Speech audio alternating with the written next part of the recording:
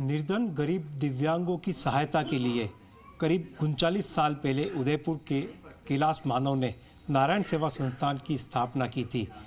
उनकी एक छोटी सी शुरुआत आज वटवृक्ष के रूप में फैल चुकी है और देश ही नहीं विदेशों में ऐसे लोगों की मदद करती है जिन्हें सहायता की बेहद सख्त ज़रूरत है। वर्तमान में उनके पुत्र प्रशांत अग्रवाल अध्यक्ष के रूप में संस्थान के कामों को आगे बढ़ा रहे हैं और आप देख सकते हैं कि किस तरह से जो गरीब दिव्यांग लोग यहाँ पर आते हैं, बच्चे आते हैं, उनका यहाँ पर उपचार किया जाता है। किस तरह से नारायण सेवा संस्थान का ये लंबा सफ़र था, अध्यक्ष प्रशांत अग्रवाल से जानेंगे। प्रशांत जी, 39 वर्षों से आपका परिवार, आपके पिताजी ने नारायण सेवा संस्थान की स्थापना करके ऐसे लोगों की मदद के लिए हाथ आगे बढ़ाया जिनको बेहद सख्त ज़रूरत थी। क्या सोच के साथ उन्होंने ये काम को शुरू किया, क्योंकि आप बेहद करीब उनके रहे होंगे?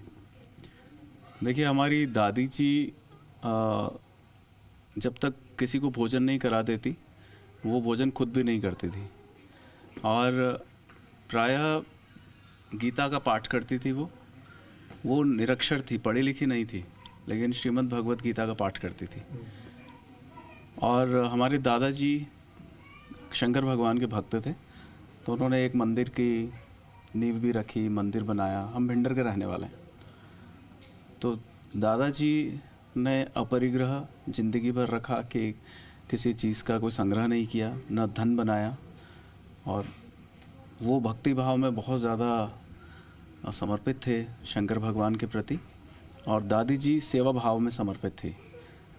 तो इन दोनों को देखकर हमारे पिताजी बड़े हुए। तो दादी जी ने जब तक किसी को भोजन नहीं करा दिया, खुद भोजन नहीं करती थी, तो वही देखा पिताजी ने। और श्रीमद् भगवत गीता दादी जी पिताजी को सुनाया करती थी, तो वो सुना और उनके हृदय में ऐसा भाव बना कि संसार में सबसे श्रेष्ठ कार्य सेवा से बड़ा और अच्छा कोई कार्य इस दुनिया में, इस ब्रह्मांड में, इस सृष्टि में है नहीं। ये भाव उनके बचपन से थे। तो बचपन में ही वो दादी जी का जो आटे का डब्बा था, उसमें से आटा इकट्ठा करके, आटा लेके, और वो मज़दूरों के परिवारों को दे आया करते थे। छोटे छोटे हाथ थे उनके, तो जितना भी बन पड़ता था छोटे पात्र को लेकर मज़दूरों के परिवारों को, दादी जी को पता लगता था आटा कहाँ चला गया, तो मालूम पड़ता था कैलाश ले गया।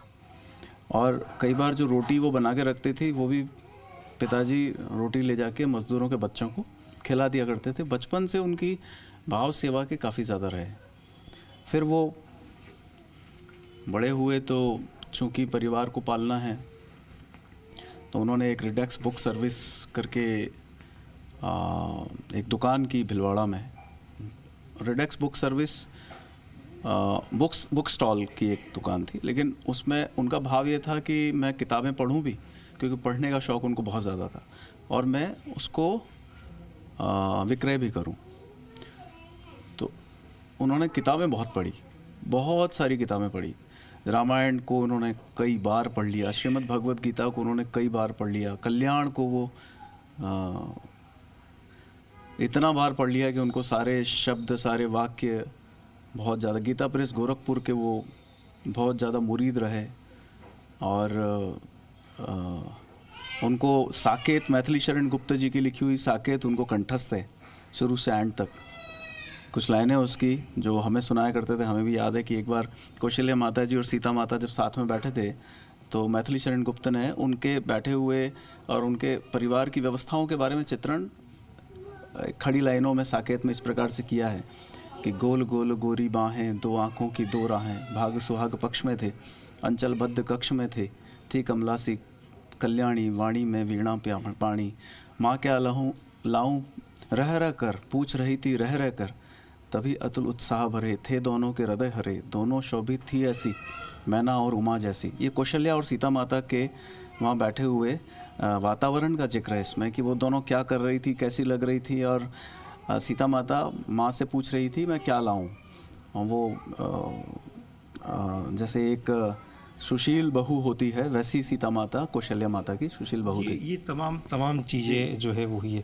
नारायण सेवा संस्थान की जब उन्होंने सेवा प्रकल्प के रूप में शुरुआत की, आपका जुड़ाव कैसे हुआ? बचपन में बच्चे की एक अपेक्षा होती है कि उनके पिताजी उसको गार्डन में घुमाने ले जाए और भी कहीं घुमाने ले जाए। आपको किस तरह से, क्या कभी उस चीज़ की कमी महसूस हुई या आप भी उनसे प्रेरित होकर बचपन से ही सेवा कार्य में जुड़े? नहीं, एक्चुअल में मैं तो उन्हें ये सब कार्य करते हुए देखता था। वो इतने जुनूनी पैशनेट व्यक्ति हैं कि उन्होंने स्वयं का उन्हें भान ही नहीं था कि उन्होंने भोजन कब किया, खाना कब खाया, उन्होंने पानी कब पिया, उनके पैरों में चप्पल जूते हैं या नहीं, उनके तन पर वस्त्र प्रॉपर है या नहीं, उन्हें कुछ मालूम नहीं। वो दाढ़ी बनाते थे तो उनको पता नहीं उन्होंने 2 बार घूटी या 3 बार घूटी। कई बार बोलते बोलते गला रुंध जाता था तो उन्हें कोई पानी का गिलास देता था कि आप इसलिए रुंध गया है कि आपने पानी बहुत समय से नहीं पिया। तो वो जुनूनी और पैशनेट व्यक्ति को हमने बचपन से काम करते हुए देखा, लोगों के लिए जीते हुए देखा। तो उन्हें पता नहीं था मेरे बेटे और बेटी किस क्लास में हैं, और उनका अगर कोई एक साधारण व्यक्ति की पत्नी होना साधारण सी बात है, लेकिन असाधारण पैशनेट जुनूनी व्यक्ति की पत्नी होना बहुत मुश्किल काम है। वो हमारी माताजी और पिताजी सुबह 4 बजे उठ के कहते हैं, कमला जी खाना बनाओ, आटा इकट्ठा हुआ है, रोटियां बनानी है और सिविल हॉस्पिटल में पेशेंट्स के अटेंडेंट को भोजन कराना है। तो उनके पास एक ही महिला थी जिस पर पूरा अधिकार था उनका, और वो माताजी जिनके सर पर दर्द है लेकिन वो सर में पट्टी बांध के और खाना बनाती थी और पिताजी को सपोर्ट करती थी। तो हमने उन दोनों को इस प्रकार से काम करते हुए देखा है। और बचपन में जब ऐसा लगता था कि पिताजी ये क्या कर रहे हैं, तो वो कहते सत्तू की थैलियाँ भरनी है, तो हम लोग तो जैसे शाम को रात को कढ़ाई में सत्तू सिकता था जिसमें आटा, सोयाबीन का तेल और शक्कर, सोयाबीन का तेल और आटे को मिलाया जाता था और सेका जाता था, भुना जाता था।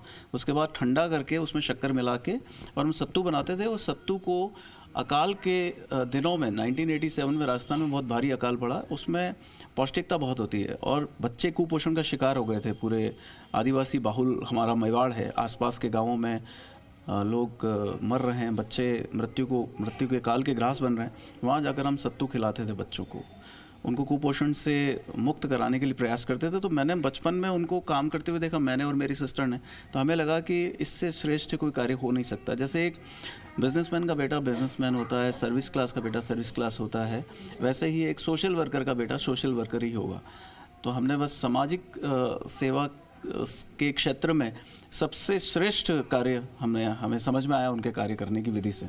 बिल्कुल, आप अब नारायण सेवा संस्थान के अध्यक्ष के रूप में काम कर रहे हैं। देखें तो हज़ारों लाखों लोगों का उपचार यहाँ पर किया गया है। अभी भी हम इसी वार्ड में हैं जहाँ पे ऐसे लोगों का उपचार किया गया है। किस तरह से अब संस्थान का प्रकल्प जो है वो आगे बढ़ रहा है? पोलियो की बीमारी के इलाज को लेकर शुरू हुआ था, लेकिन अब किस तरह से इस सेवा कार्य को विस्तार दिया है? देखिए, 1997 में नारायण सेवा का उत्तर भारत का प्रथम पोलियो हॉस्पिटल बना जिसमें हम खड़े हैं, 51 बेडेड। उस समय पोलियो बहुत पांव पसार रहा था और पूरे भारत में उसके क्योर के लिए कोई व्यवस्था थी नहीं। तो परम पूज्य गुरुदेव ने जब एक शिविर में, जो गांवों में हम लोग आदिवासी बहुल क्षेत्र में शिविर लगाते हैं जिसमें छाछ राबड़ी देते हैं, कपड़े देते हैं, मक्का देते हैं और भोजन देते हैं, वहाँ हमने देखा कि 20 बच्चे रैंग कर चल रहे हैं। उन 20 बच्चों को हम बॉम्बे ले गए, बॉम्बे में एक डॉक्टर से इलाज कराया और 6 महीने बाद उन्हीं में से एक लड़के ने बाबूजी को रास्ते में सड़क पर रोका कि बाबूजी, मैं 2 नंबर का बच्चा था 20 में से, मेरे को आपने 2 नंबर का टोकन दिया था और मैं चारों हाथ पैर से चलता था। ऑपरेशन के बाद मैं खड़ा हो गया हूँ और मैं दूध बेचता हूँ, 100 रुपये रोज़ कमाता हूँ। इस दृश्य ने बाबूजी को प्रेरणा दी कि क्यों ना इस क्षेत्र में काम किया जाए। तो उस समय जो 20 बच्चों का खर्चा उठाया था वो चैनराज जी सावंतराज जी लोढ़ा थे, मुंबई निवासी। बाबूजी ने उनको कहा कि ऐसा दृश्य मैंने देखा है और असंख्य बच्चे हैं जिनका हमें ऑपरेशन कर उन्हें अपने पैरों पर खड़ा करना है, तो क्यों ना उदयपुर में एक हॉस्पिटल बनाएं। तो पहला हॉस्पिटल फरवरी 1997 को उदयपुर में ये बना। उसके बाद 51 बेड का हॉस्पिटल धीरे धीरे बढ़ता 1100 बेड में तब्दील हो गया और आज एक समय था कोरोना के पहले कि 4,500 लोग यहाँ रहते थे, 1100 पेशेंट और उनके साथ वाले मिलाकर, और सुबह की चाय नाश्ता, दोपहर का खाना और शाम का खाना एक साथ लोग, सभी धर्म के लोग एक साथ मिलकर खाते थे। धीरे धीरे पोलियो तो अब उन्मूलन हो गया भारत से, काफ़ी कम हो गए, लेकिन दुनिया भर की डिसेबिलिटीज़ बहुत सारी है जिसका उन्मूलन नहीं हुआ।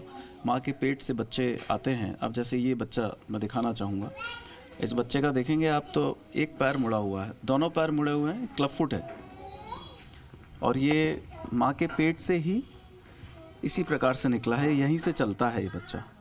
अब इसका एक पैर का ऑपरेशन हो गया है जिसमें एक पैर सीधा है, और इसका ऑपरेशन थोड़े समय में बाद होगा और ये यहाँ से चल पाएगा। तो चूँकि ये छोटी एज में आ गया है इसलिए ये पूरी ज़िंदगी बहुत अच्छे से चल पाएगा। लेकिन ऐसे बहुत सारी डिसेबिलिटीज़ है जिसे क्योर करना, प्रायः जैसे फ्रैक्चर को हम क्योर करते हैं तुरंत, और दूसरे प्रकार के ऐसे ट्रॉमास को क्योर करते हैं, लेकिन जो ये कोल्ड डिजीज़ है जिसके सहारे आप सालों चल सकते हैं उसी डिसेबिलिटी के साथ, उसको क्योर करने की आवश्यकता ज़्यादा है। और किस तरह से सेवा प्रकल्प को आपने बढ़ाया ताकि दिव्यांग जो है वो सशक्त बने? दिव्यांगों को ऑपरेशन के बाद में समस्या होती है कि वो खड़े तो हो गए लेकिन उनके पास काम नहीं है, क्योंकि ये पढ़े लिखे नहीं है, स्कूल छोड़ दिया है बचपन से ही। 100 में से 90 दिव्यांग स्कूल छोड़ चुके होते हैं। लेकिन उन्हें अगर मोबाइल रिपेयरिंग का कोर्स करा दिया जाए या कंप्यूटर सिखा दिया जाए या सिलाई का कुछ प्रशिक्षण दे दिया जाए तो वो उनके हाथ में स्किल आ जाती है और वो अपना व्यवसाय खुद कर सकते हैं। और या फिर वो 4% रिजर्वेशन है सरकारी नौकरियों में दिव्यांगों के लिए, वो 4% भी पूरी तरह भर नहीं पाता, तो उनमें भी वो नौकरियां पा सकते हैं। तो हमने वोकेशनल ट्रेनिंग प्रोग्राम शुरू किए। ऑपरेशन के बाद में, काम सीखने के बाद में, दक्ष होने के बाद वो जॉब करते हैं या अपना व्यवसाय खोलते हैं और 2 पैसा अर्न कर पाते हैं। जो फैमिली पर बर्डन होते हैं वो फैमिली का भार अपने कंधों पर लेकर चलने की अवस्था में आ जाते हैं। आपको हाल ही में राष्ट्रपति द्वारा सेवा कार्यों को देखे अपन दिव्यांगों के लिए तो सर्वश्रेष्ठ व्यक्तिगत पुरस्कार मिला है। इतना बड़ा जब पुरस्कार मिलता है तो जिम्मेदारियां और बढ़ जाती है, उम्मीदें आपसे और बढ़ जाती है। कई लोगों की उम्मीद होती है कि अब और ज़्यादा लोगों तक मदद पहुंचेगी। आगे किस तरह से जो है वो संस्थान को बढ़ाएंगे और इस जिम्मेदारी को और किस तरह से निभाएंगे? देखिए, अभी सर्वश्रेष्ठ व्यक्ति दिव्यांग सशक्तिकरण क्षेत्र में मुझे द्रौपदी मुर्मू जी ने, राष्ट्रपति जी ने पुरस्कृत किया। और मुझे ऐसा लगता है कि बहुत सारे ऐसे इक्विपमेंट और डिवाइसेस हैं जिसकी मदद से दिव्यांग बच्चों को, आमजनों को बहुत आसानी से चलने में, दौड़ने में, अपना दैनिक दिनचर्या के सारे कार्य करने में आसानी हो सकती है। अभी हम लोग पहले जो लिम्स देते थे, आर्टिफिशियल लिम्स, हाथ या पैर, वो SDP पाइप के बने होते थे, बड़े भारी होते थे और उनको पहनने के बाद व्यक्ति का जीवन आसान नहीं होता और दूभर हो जाता था। लेकिन कोई उपाय नहीं था, इसलिए यही पैर और हाथ दिए जाते थे।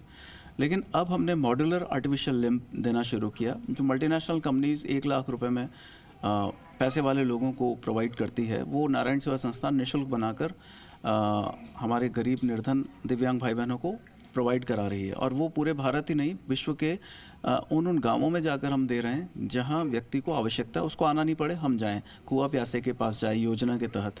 अभी अफ्रीका में 5 कैंप कल से शुरू हो रहे हैं। नैरोबी में है, किसू में है, युगांडा में है, मुंबासा में है, मैरू में है, बहुत सारी जगह पे कैंप्स हो रहे हैं। और हर संडे को 3 या 4 शहरों में नारायण सेवा संस्थान शिविर लगाकर आर्टिफिशियल लिम्स बनाकर उनको अपने घरों में प्रोवाइड करा रहा है, जिसको पहनने के बाद चलना फिरना बहुत आसान हो जाता है। इसके अलावा हम लोग भारतीय स्तर पर सबसे पहली सेंट्रल फैब्रिकेशन यूनिट नारायण सेवा संस्थान में डाल रहे हैं, जो जर्मनी की एक कंपनी ऑटोबॉक, उनके साथ टाई अप करके डाल रहे हैं। सारी मशीनें उनकी होगी। अभी हम लोग मैनुअल तरीके से हाथ पैर बनाते हैं, उसमें कई सारे एरर रह जाते हैं, तो हम 3D प्रिंटिंग मशीनों का इस्तेमाल करके हम 0.0 mm एक्यूरेसी के साथ में हाथ और पैर बना रहे हैं, ताकि फिटमेंट अच्छा हो और पेशेंट को ज़्यादा लाभ मिले। मतलब उदयपुर से शुरू हुआ सेवा का ये भी जब विदेशों में भी पहुंचा है, आगे आपके परिवार के और कौन लोग इससे जुड़े हैं? क्या आपके बच्चे वगैरह अभी पढ़ाई कर रहे हैं या वो भी आपके साथ जुड़ चुके हैं? नहीं, देखिए, हम लोगों ने सोचा नहीं था कि हम पापा जी के साथ जुड़ेंगे, और हमारे बच्चों का भी ऐसा कोई प्लान अभी है नहीं, क्योंकि बिटिया है वो IIM उदयपुर में डिजिटल एंटरप्राइज मैनेजमेंट का कोर्स कर रही है और बेटा पुणे में MCA कर रहा है। ये दोनों अपने अपने क्षेत्र में जाना चाहेंगे और वो स्वतंत्र हैं, वो अपना करियर खुद चुने। हमारा कोई ऐसा प्रेशर नहीं है। मेरा अपना बिजनेस है, मैं ऑर्थोपेडिक सॉफ्ट गुड्स बनाता हूँ और मेरी एक फाइनेंशियल स्ट्रेंथ है, इस वजह से मैं नारायण सेवा में वॉलंटरी सेवा दे पा रहा हूँ।